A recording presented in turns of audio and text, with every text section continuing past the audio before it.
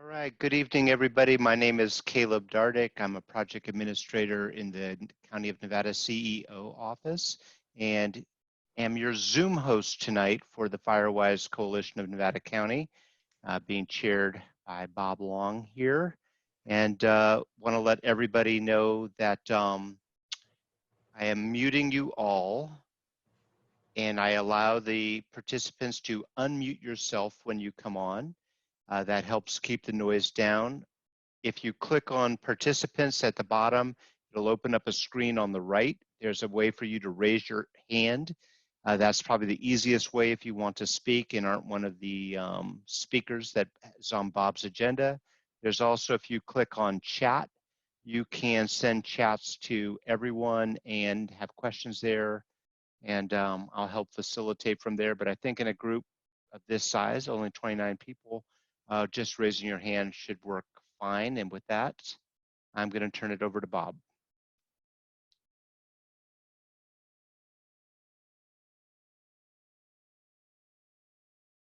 And Bob, you got to unmute yourself. Bob.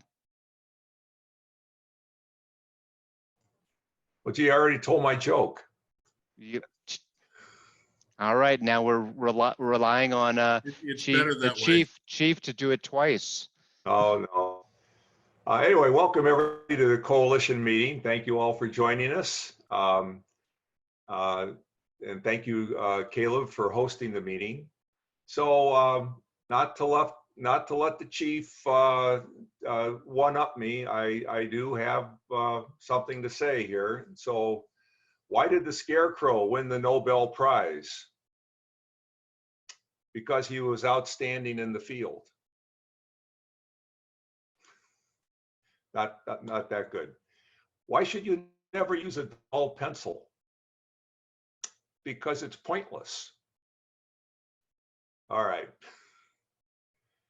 Just don't want to let Chief Matthias get ahead of me.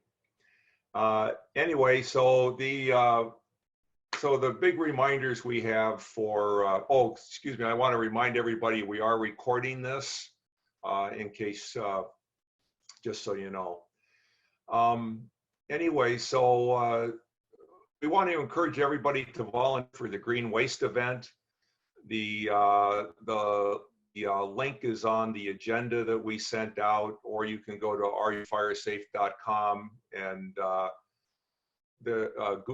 search for Green Waste, and you'll find the website where you can volunteer.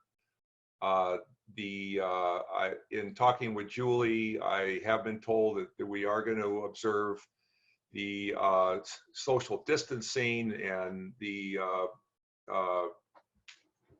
other things in order to be in compliance with the county health department and the coronavirus. But it's very important that we get volunteers, and there's a lot of different jobs. Some jobs can be handled, are stationary and you can handle from a chair. Others need to be more active. So there's something that all of us can do out there. And loading and unloading cars and loading a dumpster is not one of them. So you don't have to worry about doing that sort of work. So please volunteer for the Green Waste event.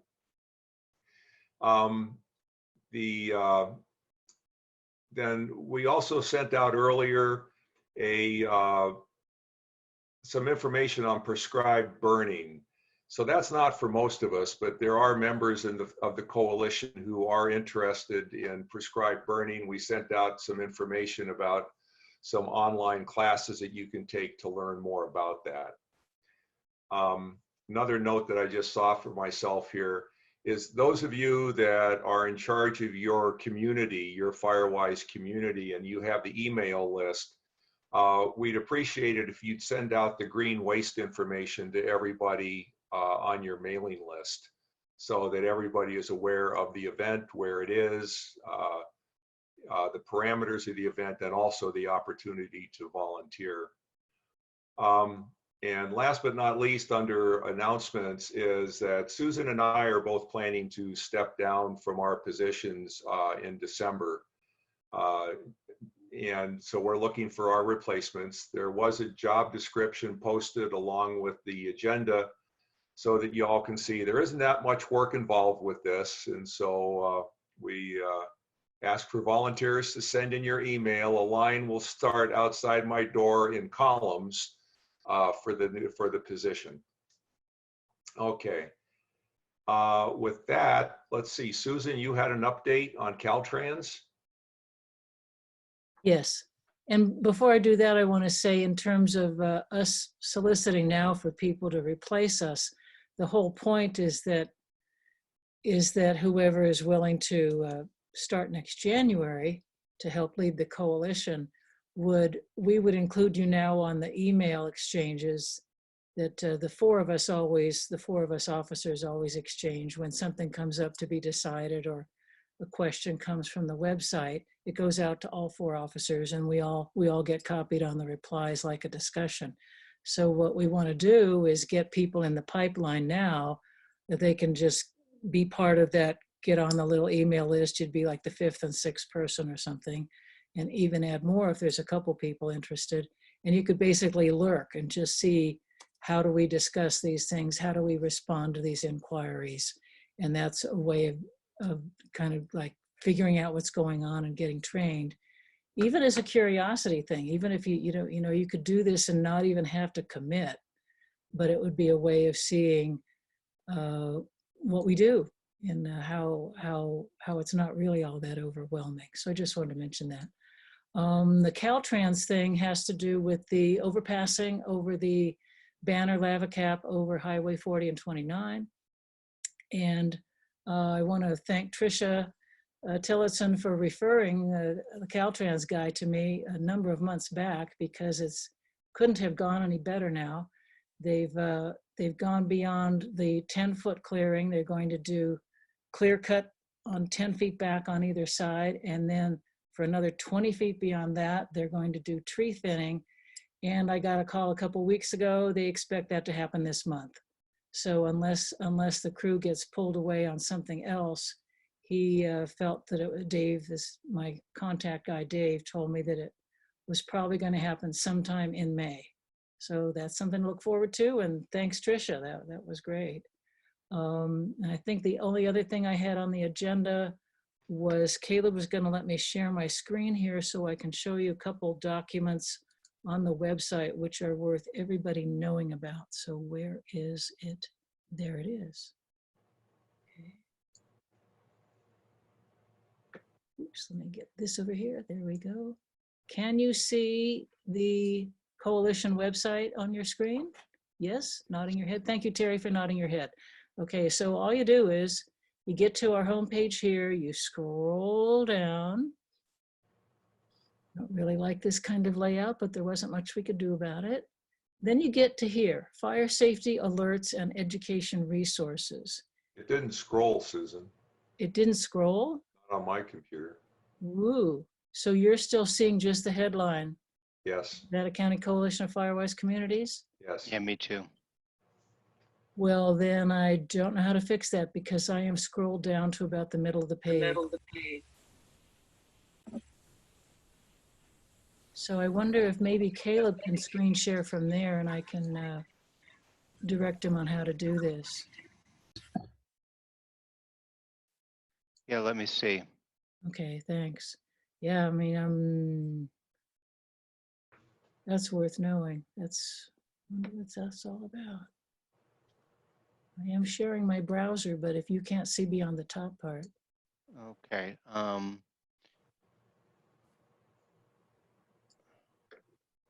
I'm going to take, oh, it has scrolled down for you. Oh, it has now? Yeah, Okay. it must be just slow. No. So you can see the part where it says you can sign up for text and email alerts. That's not what Yes. I'm pointing out here. Okay, good. Then let's go a little bit more right here. Can you see me moving my arrow up and down in the left-hand margin? No. Not yet. Okay, it's probably coming in somehow.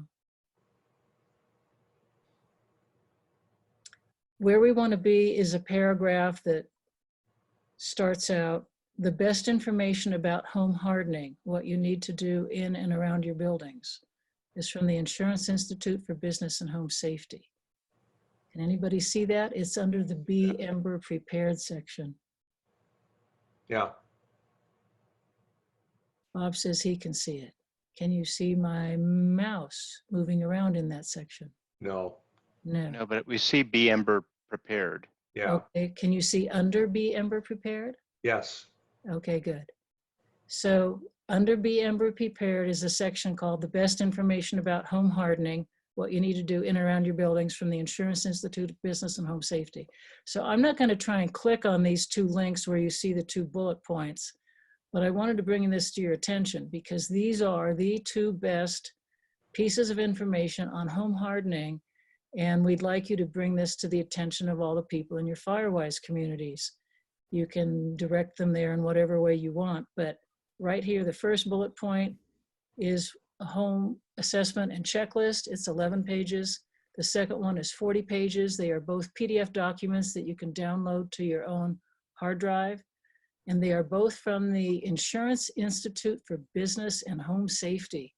And it's a group, it's a scientific research and communications group that's supported by insurance companies, because insurance companies are trying to reduce their risk of loss, right? So they don't have to pay out.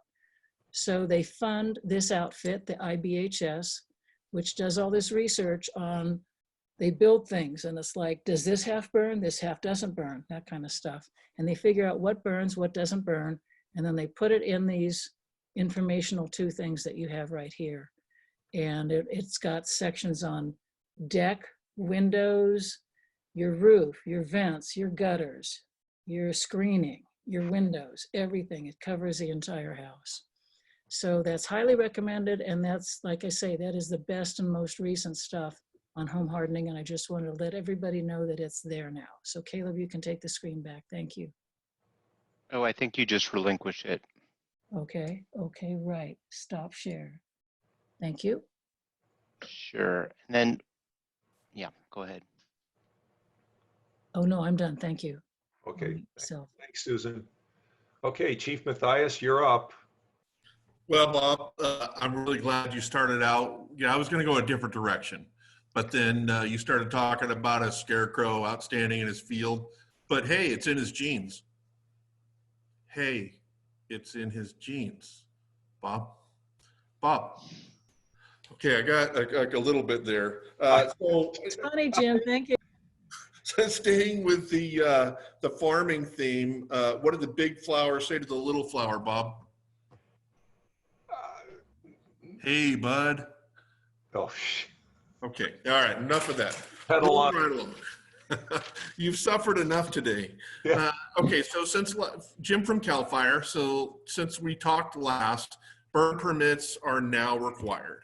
So it's a little bit of a challenge to get the burn permits because you can't go into most of the fire stations like you used to because of the whole social distancing. And I really don't have a really good answer for those people that say that they don't have access to the internet or don't have a printer. But the way that you can access burn permits, if you do have both of those things, is you go to burnpermit.fire.ca.gov or just search CAL FIRE burn permit on the internet and it'll take you to our website. So you watch about a 3-minute video, you print out the burn permit, it reminds you what all the rules and regulations are, it doesn't cost anything, and you print it out and sign it, and that's your burn permit. So make sure, we still want you to reduce fuels. Maybe not in the next couple of days, and I'll get to that, but right now what we're dealing with is we want people to be able to reduce the fuels, but we had to reduce the size of the pile from as big as you wanted down to 4 feet around, 4 feet high, be in attendance, have 10 feet of clearance, have a hand tool, have a water source of at least 5 gallons, but a garden hose is obviously preferred, and just watch it and be careful.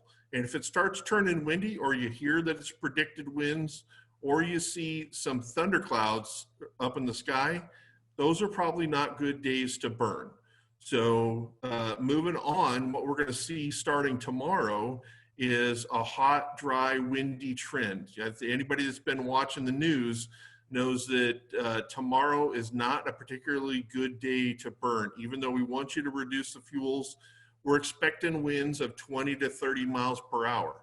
And although it's not fall and everything's not as dry as it has been, if you've been burning piles already, you know that they readily catch on fire right now. What we're going to get with those 20 to 30 mile an hour winds is they're coming out of the north and some are out of the northeast.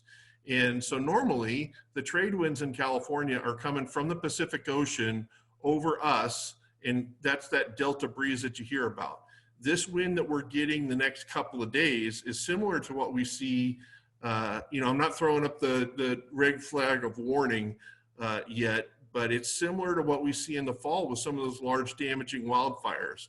And although everything's still green outside, it's not as green as it once has been, because we are definitely in a drought, and I'll get to that as well. So what we're going to see with those winds is low humidities, because instead of the wind coming from the Pacific Ocean where it grabs moisture and brings it to us, it's coming from over the top of the Northern California, that high desert, and from Nevada.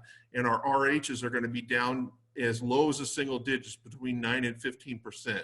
So that's the humidity in the air and the ability to trap moisture and allow the plants to keep moisture. So high winds, fanning flames, and low humidities allow embers to be delivered and be more receptive on some of the fuel beds. So just be real careful with that. And what goes along with burning, when we're real careful when we're burning, is lawn mowing and using metal blades to cut lawns, even where you don't think there are rocks. I don't know. I think that my lawnmower is magnetized, because it is magnetized towards any rock and can find them anywhere, even when I don't think that they're there. And I think that yours does that too. So just be real careful with mowing. If you are going to mow, make sure you do it earlier in the day, not when it's windy, and not far away in dry grass ever. So be careful with that. So let's talk about what we're expecting this fire season and what it's looking like. So far, rain this year, over our rainy period, we've had about 50 to 70% of what we'd normally get in the North State. So we're way below normal. And along with that, even though we had a pretty good impressive storm fairly recently, our snowpack is already down to 3% of normal. That's 3%, 3%. So way smaller than it would normally be at this time of year. Our grass crop in roughly our Nevada County area, so less than 3,000 feet above sea level, is above normal. So we've had a couple of banner years of a lot of water, and that produced a good grass crop. And when you have a good, strong, healthy grass crop, what goes along with that? Yeah, the station I'm in is getting a call, so sorry about all the background noise. So the grass crop that's healthy produces a lot of grass seed. And so that's what we're dealing with this year, is a lot of extra grass crop and extra grass seed that's producing a bunch more grass out there. So that is something that catches fire readily and moves fire rapidly. So we want to be careful with that. We had a below average green up of the trees and the brush this spring, because if you think about it, most winter times and early springs that we have these long drawn out periods of rain that last for several days. And because trees and plants don't have hearts that pump blood, they just kind of move water almost statically into them. They need long periods of water down at their root system to get it from the root system up to the top of them. And we didn't have that this year. So trees and brush did not green up as much as they should have. So that means they too were going to be a little higher fire danger this year. So we're in a moderate drought to maybe even a severe drought to the west of us. It's significant. The average significant growth of fires is going to start happening in May. So that's the month we're in. And so we're going to start seeing, we're getting probably 2 to 3 control burn escapes a day in Nevada County right now. None of them have amounted to anything very much. So we're still catching them pretty readily. But we want to be on guard and be careful with fire and be careful with mowing. The number of north and northeast wind days is going to increase this year. So that's what Predictive Services is anticipating. What goes along with that is kind of what you think would go along with a drought that's moderate to severe. Our vegetation fire starts are way up this year. So at this point in 2019, we had 24 wildland fires. At this point in 2021, we had 81 wildland fires so far. So we're almost double where we were at this point in 2019. So what CAL FIRE is doing with that is originally we were only going to go to our level 3 staffing on June 1st, but we've pushed that up to May 18th. We'll start hiring, which means that we're going to put 1 engine at all of our stations, 3 staffing minimums, and sometimes more than that. But that's going to be our minimum levels. We'll be able to add to that with these hires starting on May 18th. We'll also have 2 dozers staffed in the Vatiba Placer unit and a minimum of 2 hand crews and minimum of 4 of our battalion chiefs. The tankers will come online June 1st. Those folks are in their maintenance cycle, so it's a little tough to get them up earlier because some of them are still torn apart and others are getting painted and new engines and whatnot for their maintenance. They're just kind of on that schedule. Last thing I'll talk about a little bit, and then I'll let Terry finish off about some of the defense zones around houses, is they asked me to talk a little bit about the 5-foot defense zone around the homes. You know, we're talking in the fire service, we encourage you folks, you've probably all heard it before, but the 3 zones around the house, 5-foot, 30-foot, and 100-foot. Of course, we want 100-foot clearance, but we don't want moonscaping. A little bit more clearance in the 30-foot zone. And what we're encouraging you to do is have absolutely void of any vegetation, anything like decks that could catch on fire or lawn ornaments or brush, ornamental shrubbery underneath your house. If there's anything you can reduce 5 feet around your home to 0 flammable combustible materials, that's the safest things. You heard me talk about the north winds. That ember cast and what's causing that ember cast, the north winds, it's most receptive when on windy days and those embers land in that area. There's kind of a little venturi or an eddy around the bottom of your home, the first 5 feet. And when those embers land there and they're fanned by the flames, and there will be hundreds and thousands of embers that land right next to your house because they hit the wall and bounce down to the ground, they're still hot enough to catch whatever's down there on fire. So if they hit your wall and they fall down to the ground and they're falling on concrete or on dirt or something that doesn't catch fire, even wood chips are a bad thing. So anything that's combustible, first 5 feet around your house, highly increases the ability of your home to catch on fire. Bob, did that cover it good enough for you? Yeah, thank you very much, Chief. That's what I got. Thanks, everybody. Appreciate your time, and I appreciate my job. Okay. Well, you're welcome for the job. Anyway, so Tricia, do you want to give us an update on what's happening with road clearing? Sure. Thank you and good evening. My name is Tricia Tillotson. I'm the Director of Public Works for Nevada County. I have 3 short slides I was just going to try to share here. I'm clicking share screen now, so hopefully it comes up. Let me know if you cannot see it. We can see it. See it. Fantastic. So we were really excited. The county received a $868,084 vegetation grant from CAL FIRE. This was for fire prevention, and our board accepted this last week. Immediately after the meeting, I signed the agreement, shot it off to CAL FIRE, so I'm waiting for them to return the agreement. Once that agreement's returned, we have to do a request for proposal to get a registered forester. That's a requirement of the grant to help us evaluate the roadway mileage that we're going to be addressing. We have to do the environmental review, and then we have to go out to bid for contractors to assist our crews. That will allow us to do about 100 miles per year for the next 2 years. That's in addition to the regular mileage that we do, which is about 50 to 70 per year. So talking about what we regularly do, here's a chart that shows you what we typically maintain year to year and how much we typically spend. For example, under 2020, we're projecting this year, this is our regular funding, not the grant funding, to spend about $980,000. That is about 70 miles of roadway clearing. This does not include mowing. So mowing's in addition to that. With the grant funds, if you look under 2021, 2022, we're projecting to spend about 1.4 million. And we should be able to address about 170 miles per year. So very excited about that, and really looking forward to being able to complete the additional work. As I mentioned before, we will have to hire contractors to assist us. Part of the work will be completed by our road crews, the other part by contractors. And the last slide I wanted to share was, so how are we going to decide which roads to address?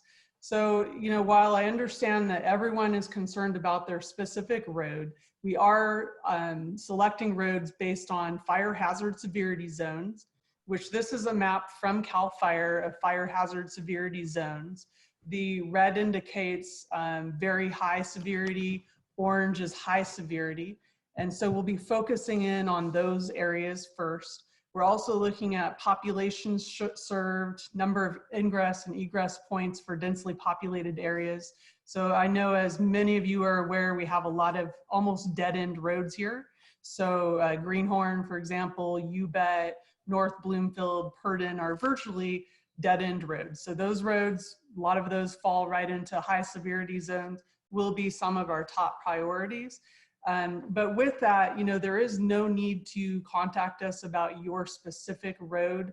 Once we set a schedule, we will be releasing a list to the public. That'll be about a month before, because this is really a dynamic program where our road crew's working and we're going to be contracting things out. So I can't possibly develop a set schedule to share with you now. Once we get closer, though, I will be able to share that. It's also important to know that this grant and the work that we're doing is only within county road right-of-way. So that means that there's still a lot of vegetated areas abutting our county roads that continue to need to be addressed by property owners. The CAL FIRE grant, as I've mentioned, will help us accelerate our vegetation management plan. And we're going to be doing more intense vegetation management than we're typically used to in this area. So we had a grant last year that we received through our Fire Safe Council and worked very closely with our local Fire Safe Council on. And so we did, you know, very focused vegetation management up on North Bloomfield, Graniteville Road. So if you haven't checked that out, I would encourage you to do so. It almost looks like a park when we're done. So that's not what we typically do. Typically we do about 10 feet on either side of the road. This is really intensive and meant to do the entire county road right-of-way. So that can vary, as you know. Some of our road right-of-ways only have a foot of pavement or a foot on each side of the pavement. Others as much as 40 to 50 feet, like on Brunswick Road. So just to give you an idea of how much work we're talking about here. So I did want to mention, while this grant will help us tremendously, it's not going to solve all of our vegetation issues. So our staff, we're continuing to seek out other grants and funding sources. So of course, if you hear of anything, please let me know. So I did go over this pretty quick. I'll stop sharing this screen here. And this map is available on CAL FIRE's website. You can just search Fire Hazard Severity Zone map if you're interested. And with that, Bob, if you had any questions or would like me to go over anything further, just let me know. Just to say that if you're interested in looking at the map, it's very, I just pulled it up on my other computer, and it's easily discovered under CAL FIRE and hazardous zones, and you can look at your house. Yes. So fortunately, my house isn't pink. So that's good. Anyway, are there any questions, Caleb, that anybody's asking? I don't see it. I don't see questions, but I just want to really commend Tricia and the staff for writing this grant and for CAL FIRE for granting it. This is a huge grant, and it's just such a great team effort. And the idea that we can do that many miles over the next 2 years, just thank you. And thank you to everybody who worked on it. It's what was on the top of everybody's list when we did the inquiry, and so I'm sure a lot of people are going to be happy seeing the major roads work. Bob, Jim from CAL FIRE. You mind if I chime in for just a quick sec? Go ahead. Hey, I just wanted everybody to know that Tricia just didn't jump in on this and just willy-nilly pick a few roads. The science that they put into this at Nevada County GIS and her shop and the work that they put into this, I think she kind of downplayed how much work they went into on figuring out these roads. I don't think that there's another county in the state that did it as scientifically and did it as well involved as they do. And I travel up and down and hear a lot of ways that people put together their priority list. And I just want to commend Tricia and her shop. I just think that Nevada County is way ahead of everybody else. So good work. I don't think you get patted on the back enough. So just let me do it this one time, please. Yeah, thanks, Jim, and thanks for the support of CAL FIRE. It's a big deal, and county gets a lot of, there's a lot of expectations, and when we get something like this is something we should all be celebrating, especially in the Firewise communities. This is something everybody should know about. Yeah, it's great work. We really appreciate it. Thank you very much, Tricia. Thank you for your time. Thank you for joining us tonight. I appreciate it very much. Thank you very much, and feel free to reach out to me at any point. I forgot to mention that if you have questions, phone numbers 530-265. You want to put it in the chat box? I'll do that, and my email. So thank you. Yeah, Thank you, Trish. Unfortunately, it's on the internet, and it's real easy to find you, Tricia. So, Anytime. Thank you. thank you very much. Okay, Chief McMahon, what's up? Yeah. And Bob, I just want to make sure you know that Paul Cummings, the OES manager, is also on the call and has information to share as well. I did. I saw that. Yeah. Okay, thank you. So, Chief, what you got to say? I don't have a whole bunch to add. I think Chief Matthias actually covered the zones we were talking about, but I would, hopefully I'm not taking away Paul's thunder, but I got my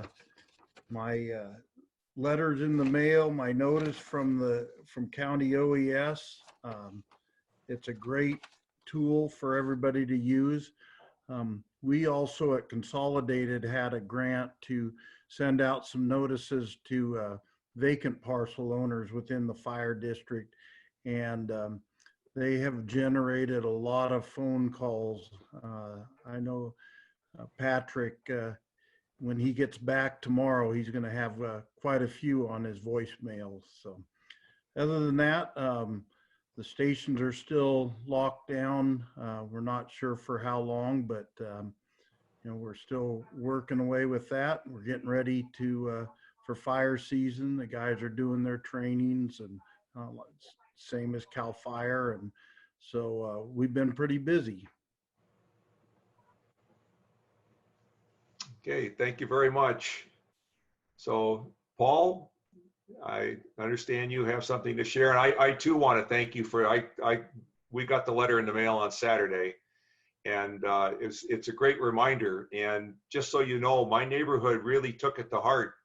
We have enough chipping for Fire Safe Council to do that. If they can get it done in a week, I'll be surprised.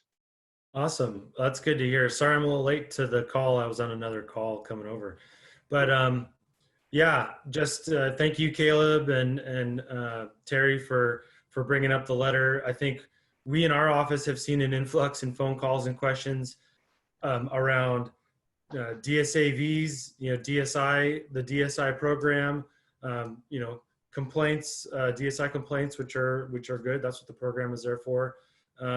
People talking about the green waste programs, talking about Fire Safe Council, asking about, who should they go with for chipping services. So this letter has generated a lot of discussion around hazardous vegetation reduction in our county, which is really great. So last week we started getting phone calls on Friday. We probably got maybe 15 phone calls yesterday, probably 5 or 10 emails, and that pace continued through today. I think there was a little bit of confusion in hindsight. I don't know if we could have worded the letter differently. I'd be curious to see the audience here's reaction. That some people felt like, hey, where's the Steve Monahan guy, and why did he send me a letter? What did I do? What's wrong with my property? It's like, no. This wasn't for you. This was for the whole county, right? So that we could get people looking at their properties and just taking into account some of the work they needed to do. So we tried really hard to have the language in the letter be such that everybody understood this is a countywide effort to just use this time of year to reduce that vegetation load on your property. And then that checklist. So a lot of people hadn't heard of the county ordinance. They didn't know that there's a checklist and an inspector who could potentially come out to your property. So this, we wanted everybody to have that checklist in their hands so that they could compare themselves to that and see how they measure up. Does anybody have any questions so far, thoughts about the letter or that piece, or I can roll on to the next portion? I saw some head nods. Okay, perfect. I'll keep going. So in that vein of our DSI program, our defensible space inspector last time we talked was helping out with the COVID response. We've now been able to free him up with other county employees, so we've actually got him back out now doing his defensible space work. We did have a couple of outstanding defensible space cases that he's been able to pick up and run with, and he's taking on the new cases that we're getting. So it's great. Before COVID hit, we were working to hire 3 temporary defensible space inspectors. Because of the gap, we've only got 1 that's still available. So we are working to bring that individual on, and we're going to keep working to try to fill those other temporary seasonal defensible space inspector billets. Terry's mentioned this before, but we're continuing to strengthen the DSI program and our partnership with Nevada County Consolidated to make sure this program is smart and efficient as we get after the wildfire threat for 2020. Last thing I wanted to mention was the May-June green waste program is out there. It's planned, and I'm sure Jamie's going to talk about this a little bit, but we briefed this during our board meeting, and I'll just run through some of the details real quick. If you haven't heard, May 17th through June 27th, 3 sites, the Alta Sierra NID site, the Penn Valley Rodeo Grounds, and the Grass Valley Rise Gold site. So the free green waste disposal will be Sunday through Tuesday, 9 a.m. to 3 p.m. And then we're going to do free wood chip pickup Friday and Saturday, 9 a.m. to 3 p.m. And we're doing a little bit of a different model this year. And we might have mentioned this during previous meetings, but this year we're going to have a ton of volunteers out there, and it's going to be kind of a COVID safe, no contact model where we're dumping everything on the ground. We're going to have a skid steer, skid loader, push it all into a pile. And then once all the public's out during kind of the after hours time, Fire Safe Council is going to bring in a grinder to grind up and chip all that material to then be given out on the chip days. But I wanted to really use this time to try to, I know we talked about this before, Bob and Susan, to see if we can get some volunteers for those events, because it's going to be very labor intensive, and for it to go properly and to really align with our public health and COVID concerns, we're going to need some individuals. So, and I think Jamie will have more to say about volunteers. And that's all I've got. If I'm available for questions. Hey, Paul, you got a question from Susan Rogers. Susan, you want to unmute yourself?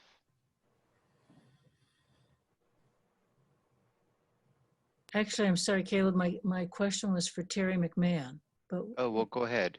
Okay. Terry, you mentioned sending a letter to undeveloped lot owners and getting some response on that. My understanding, maybe I'm confused, is that there aren't really any regulations that you can enforce on undeveloped lots. Am I correct on that? And so what were you able to do that actually got a response?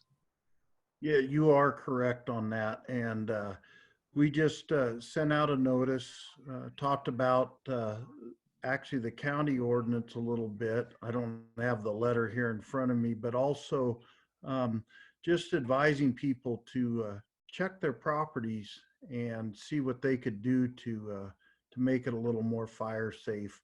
Just a voluntary thing.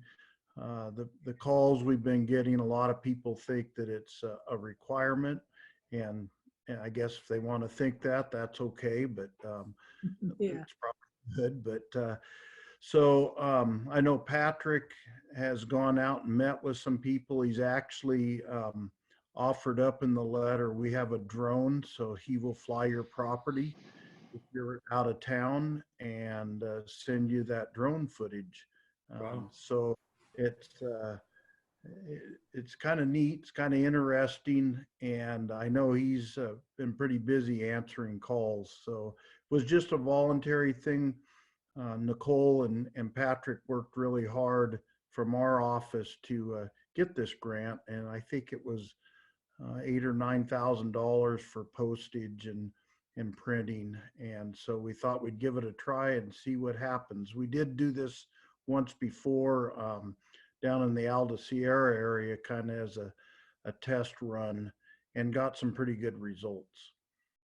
That sounds great, Terry. Thank you. Because I know just ever since the beginning of the coalition, one of the biggest concerns for people is the undeveloped lots. So that's a really creative project you have there. And the drone thing is especially interesting. So thank you very much for that. So You bet. I have a question of you. If there's an undeveloped lot, no structures upon it, but it abuts a private road, isn't the owner responsible for clearing 10 feet of defensible space on her side of the road?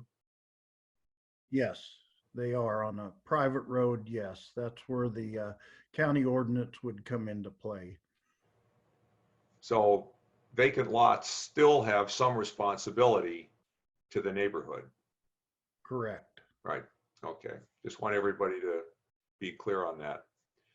Okay. Okay, Stephanie had a question. Stephanie's iPhone, do you want to unmute and ask your question? Hi. I am continually frustrated that I can't get information about what is open at the dump. Sometimes only 200 people can go, sometimes only household garbage.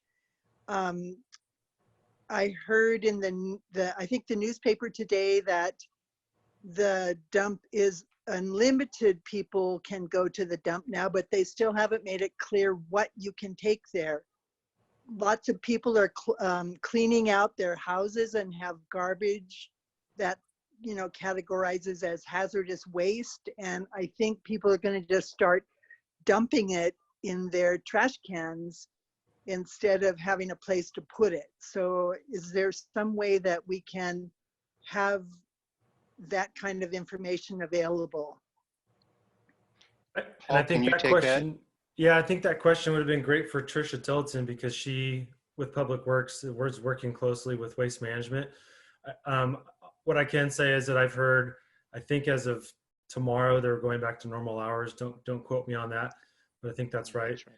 And I think that they are going to have some limitations, but I would encourage you to go check out their website for more information. The website is useless. It does not have that clarified information. Stephanie, I will contact Tricia tomorrow and find out about the hazardous waste at the dump, and then I will post that on the coalition website.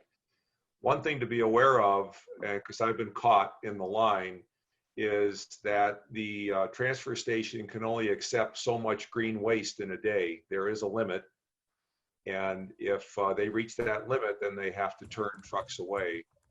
That one of those days it was me. So if it's green waste, get there early, because you never know when they're going to hit their limit on green waste. But I'll call Tricia and find out about hazardous waste and then post. Thank you. And if you could have her make that information available to Ubinet. That's one place where we can get information. Okay. But it has to be specific. Can you bring metal? Can you bring the green waste? I'm not green waste, but can you bring the hazardous waste? Right. Yeah, I know Waste Management, their website is very difficult to navigate, and they don't have the telephone isn't valuable either. Right. Right. If I may jump in on this, my understanding is that what you can take or not take hasn't really changed. You can only take your trash, construction and building materials, and green waste.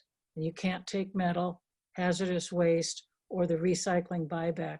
But Bob, just make sure, please point out to Tricia the point that Stephanie made, I think is really a good one.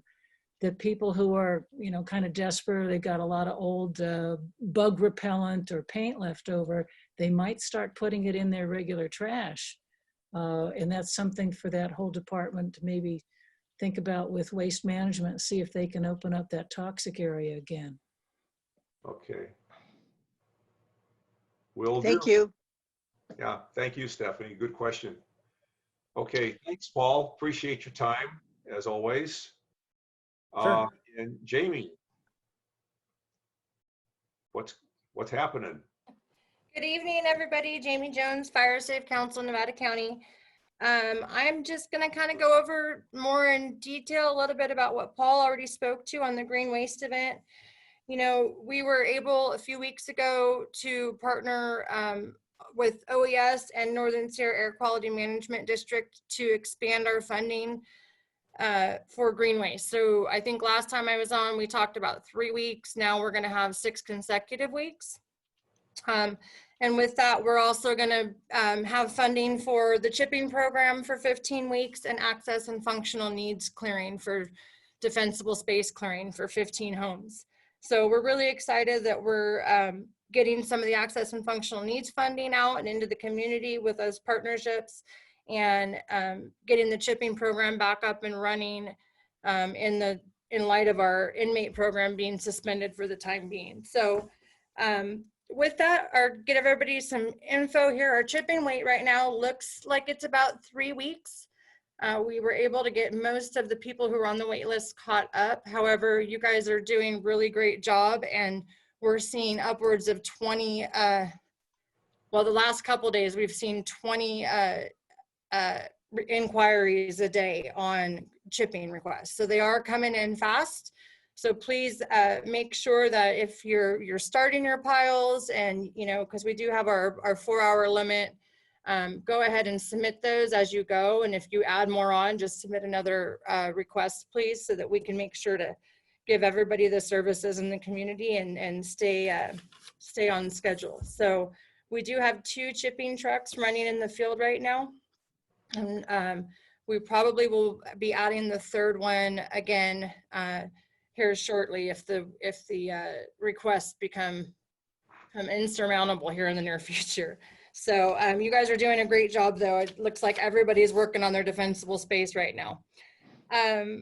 As far as green waste goes, I just wanted to go over a few more things on the green waste. We will be inspecting those loads. So bring your green waste, but we aren't accepting things like root balls, blackberries, poison oak, scotch broom as those invasive species. We're trying to eliminate, you know, putting those seeds back out into the community. So, you know, as an alternative, you can take those to the landfill and dump them at the green waste site. But bring us everything else. And we will be offering those wood chips on Friday and Saturday. And I think a key point, a lot of people are interested in the wood chips, but, you know, don't necessarily want to shovel their own wood chips into the back of the truck. So I want to let everybody know we will have equipment out there to help load trucks and trailers if you're looking at coming and picking up wood chips. So there's a little extra helping hand there as well. And then volunteers. You guys, I think you guys shared our messaging with Julie today about volunteers. Bob and I just spoke with her a while ago before this call, and she said we got another 20 signups for volunteers. So thank you for passing along that information. We still do need volunteers. We're asking people to start at the, you know, kind of the front of the line with our May event so that we're staffed for the events in May. And we anticipate those will be our busiest events those first few weekends out. So, but we will have availability of staff to assist them with helping to unload vehicles out there.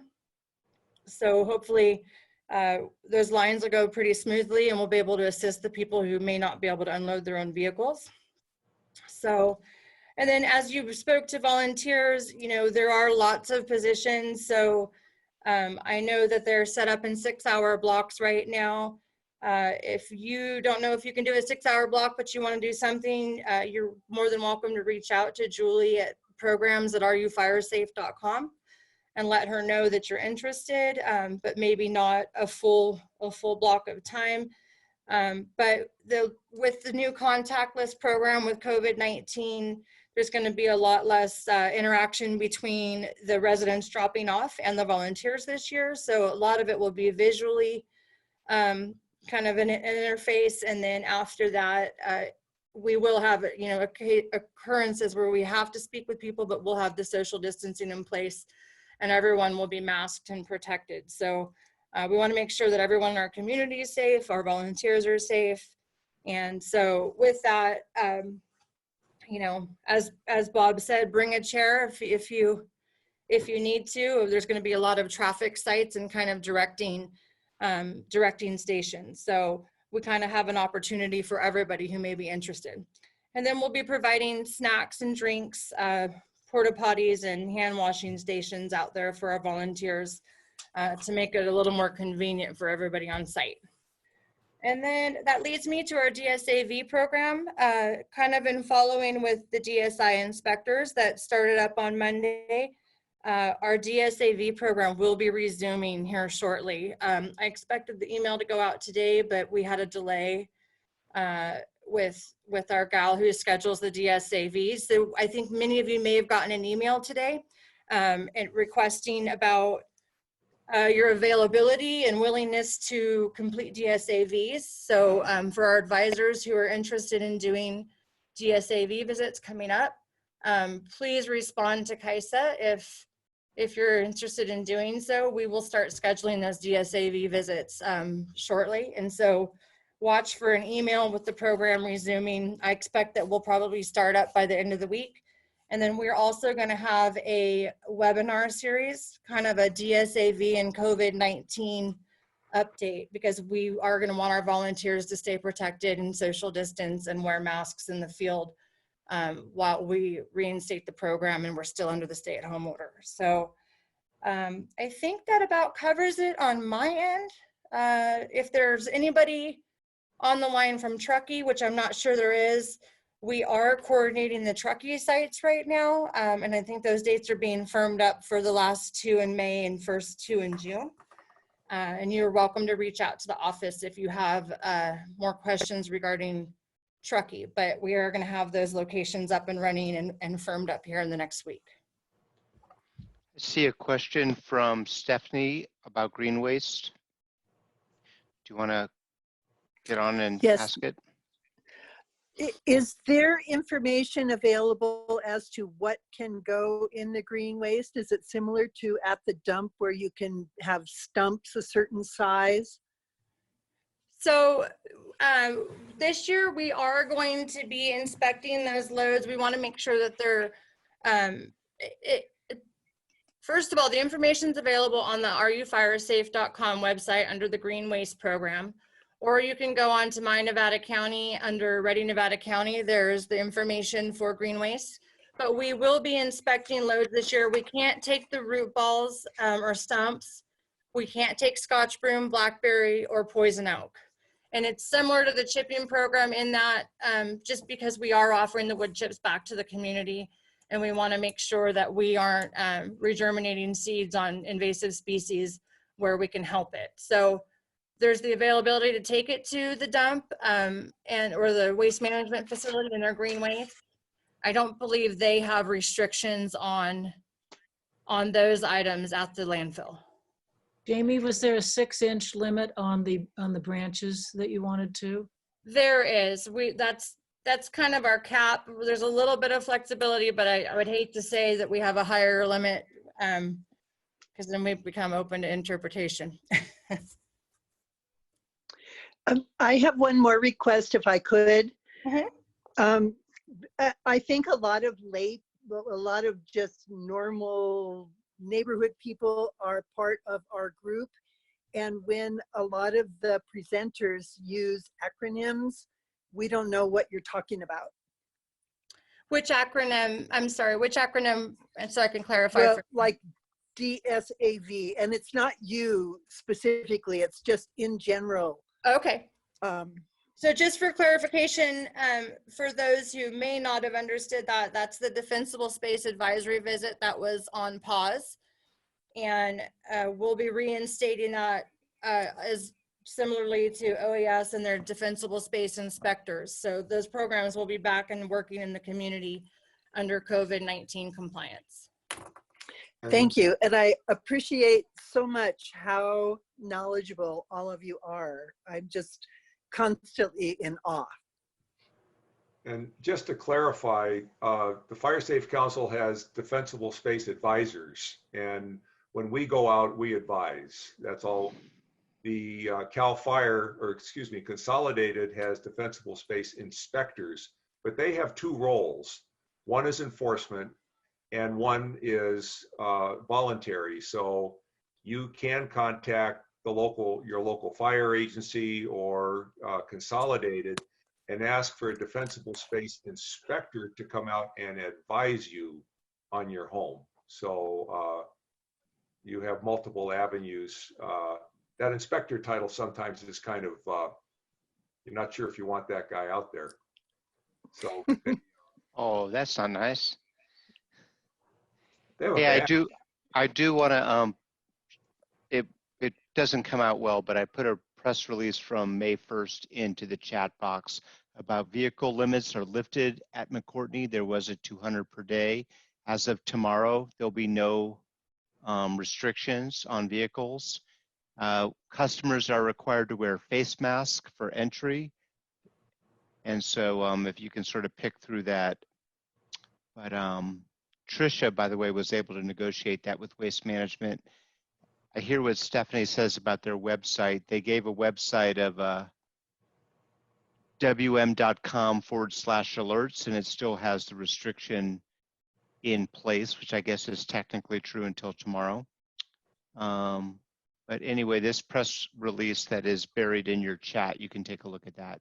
But basically, no restrictions after tomorrow.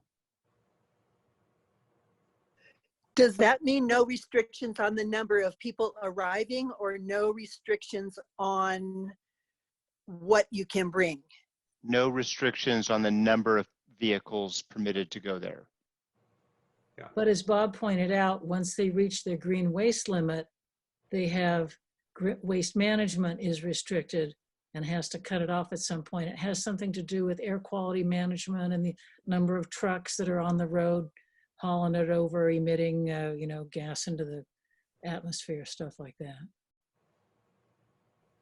Yeah. Anyway, what they're dealing with now, they're asking residents to only access the station if they're disposing of essential items such as household trash, green waste, construction, demolition debris, or commingling recycling. After starting Wednesday, the transfer station will also begin to accept furniture, but not appliances.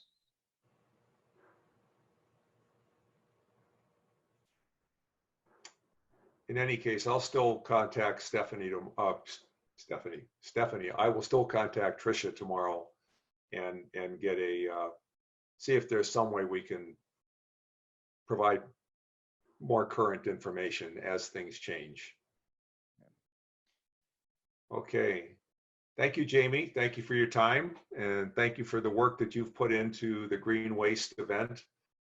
It's great that we were able to collaborate, that you were able to collaborate with the county and get the event, doubled in size from last year, because I know last year was a real success.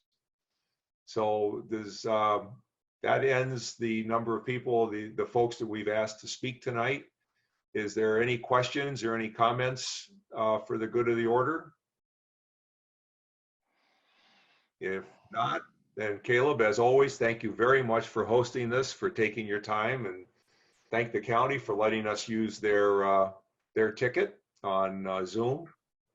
And thank you all. We get great attendance at these Zoom meetings. It kind of goes back to the numbers we had a year ago, but we had 38 people on the call tonight. The highest we've ever done was around 70. And So I appreciate everybody taking their time and showing the interest in helping keep our county fire safe. So with that, Yeah. Safe out there. All right. Thank you, Bob, Susan, Virginia, Jeff, for continuing to organize this and to keep us fires safe. I mean, COVID has everyone's attention, but this is not going to go away. And the fact that there are all of you who still care and who are engaging, not only yourselves, but your neighbors, is a big deal. I want to thank Nevada County on a personal level for sending this letter to me and also to my mother, because she handed me the letter.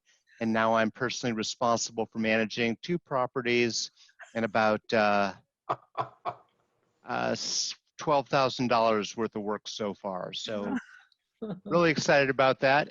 And hopefully we'll send my bill to you, Paul. All right, everybody, keep doing the good work, and thank you. everybody, Keep Nevada stay County safe. safe. And Thank I'll you. send you the recording, Bob, as soon as it comes to me. Okay, thank you very much. Okay, good night, everybody. Good night, Robin. Just saw you pop up. All right. Good night. And if you like what's happening, Good night, let Bob. the county know. We will. Thanks, Caleb.